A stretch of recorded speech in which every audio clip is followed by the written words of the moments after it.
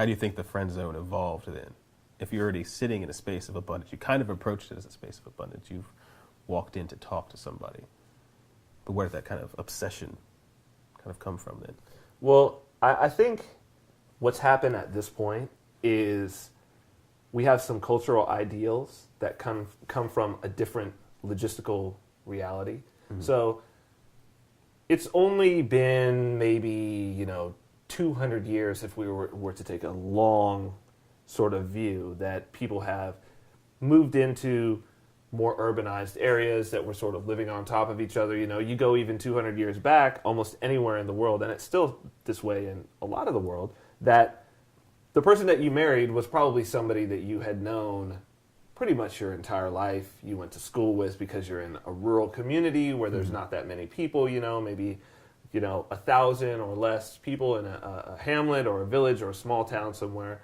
And so at that point, and that's a evolution of thousands of years, maybe hundreds of thousands of years, that people were organized in this way. So culture came up to say, it's worth it to keep pursuing.